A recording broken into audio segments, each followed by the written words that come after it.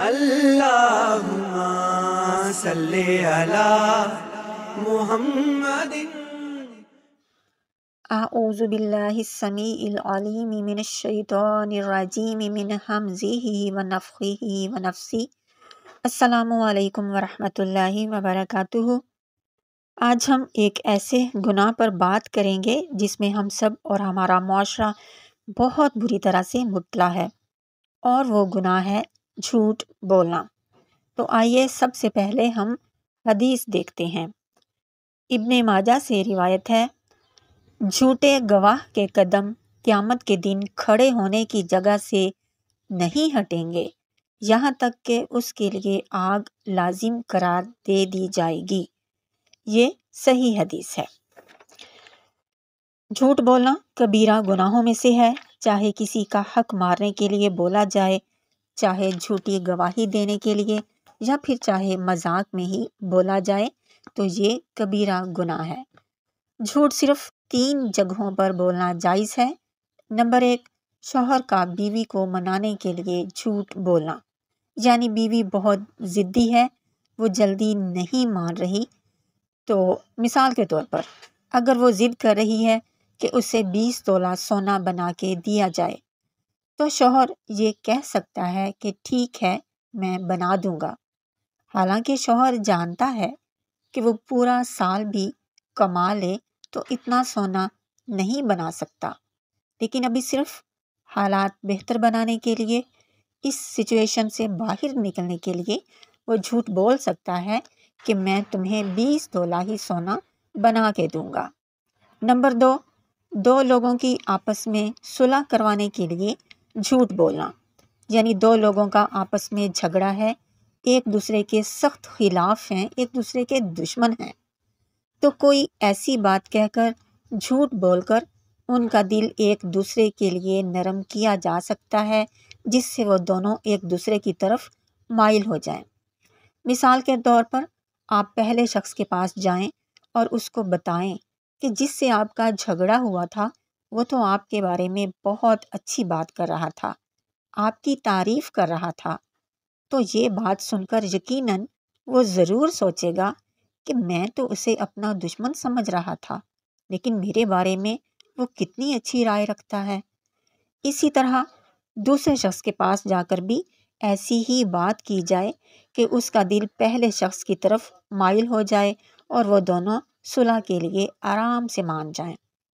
Number 3، جنگ میں جھوٹ بولنا یا مسلمانوں کی جماعت میں جھوٹ بولنا۔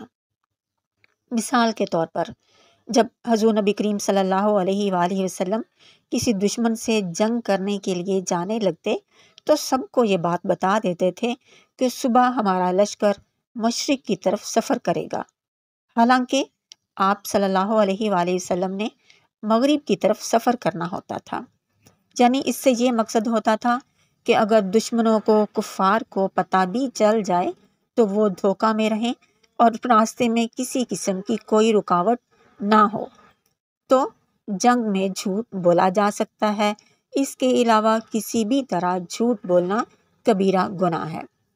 اسی طرح امام بخاری سے روایت ہے کہ جس نے تکلف سے کوئی ایسا خواب بیان کیا جو اس نے نہ دیکھا ہو تو قیامت کے دن یہ کام اس کے ذمہ لگایا جائے گا کہ جو کے 2 دانوں کو آپس میں گرا دے، اور وہ ایسا نہ کر سکے گا اور پھر عذاب میں مبتلا ہوگا۔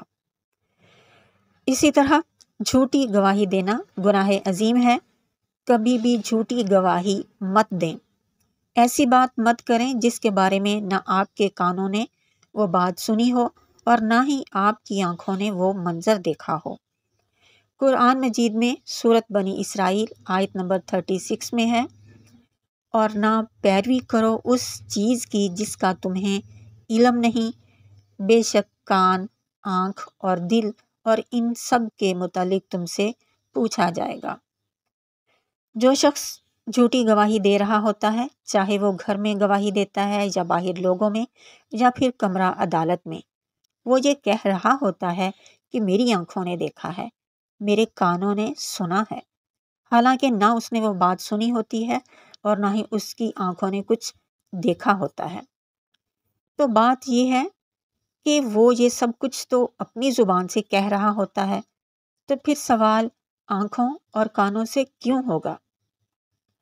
تو بات یہ ہے کہ زبان نے کہا تو ضرور تھا، لیکن اس نے اسے منسوب اپنی آنکھوں اور کانوں کی طرف کیا تھا، تو اس لیے اس کی آنکھوں سے سوال کیا جائے گا، اس کے کانوں سے سوال کیا جائے گا، اور اس کی زبان کو مہر لگا کر بند کر دیا جائے گا۔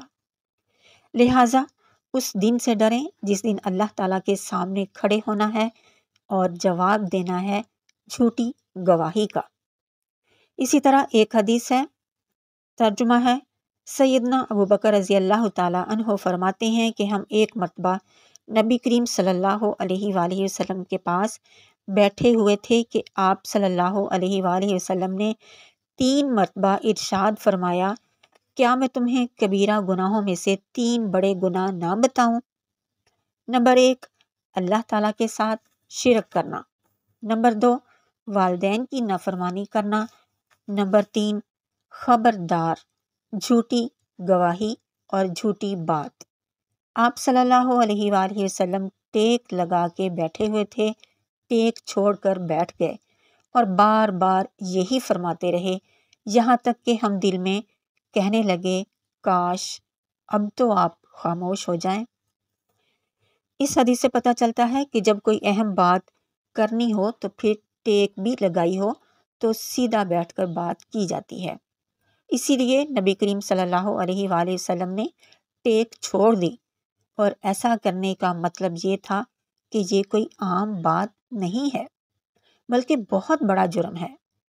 صحابہ اکرام کے لیے تو نبی کریم صلی اللہ علیہ وآلہ وسلم سے ایک بار کہی ہوئی بات ہی کافی ہوتی تھی، لیکن جب آپ نے بار بار یہ بات دہرائی تو صحابہ اکرام کو خوف آنے لگ گیا۔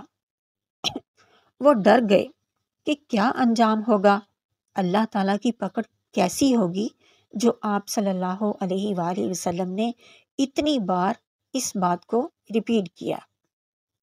جھوٹی گواہی دینے سے یہ ہوتا ہے کہ وہ مجرم آسانی سے باعزت بری ہو جاتا ہے، حالانکہ اس نے گناہ کیا ہوتا ہے، وہ مجرم ہوتا ہے، اور پھر جب وہ رہا ہو کر جیل سے باہر نکلتا ہے تو سب کو بتاتا ہے کہ دیکھو، میں نے تو یہ جرم کیا بھی تھا، لیکن صرف ایک جھوٹی گواہی سے اور چند پیسے دینے کی وجہ سے میں آرام سے رہا ہو کر باہر آ گیا، میں بچ گیا۔ تو اس بات سے پھر معاشرے کے اور لوگوں کی بھی حوصلہ افزائی ہوتی ہے، جرائم اور زیادہ بڑھ جاتے ہیں۔ لہٰذا جھوٹی گواہی دینے والے کو یہ بات ذہن میں رکھ لینی چاہیے کہ قیامت کے دن آنکھ اور کان اس کے نہیں ہوں گے بلکہ اس کے خلاف گواہی دیں گے۔ اس لیے چاہے کوئی آپ کا جتنا بھی عزیز ہو، آپ کا جتنا بھی پیارا ہو، چاہے آپ پر اس کے کتنے ہی احسانات ہوں، اگر وہ آپ کو جھوٹی گواہی کے لیے کہے تو کبھی بھی اس بات کے لیے راضی نہ ہوں جس سے آپ کی دنیا اور آخرت تباہ ہو جائے اور اللہ تعالیٰ کے غضب کی لپیٹ میں آ جائیں۔ اللہ تعالیٰ ہمیں اس کبیرہ گناہ سے اپنی پناہ اور حفاظت میں رکھے۔ جزاک اللہ خیرا کثیرا وبارک اللہ فیکم۔ السلام علیکم ورحمۃ اللہ وبرکاتہ۔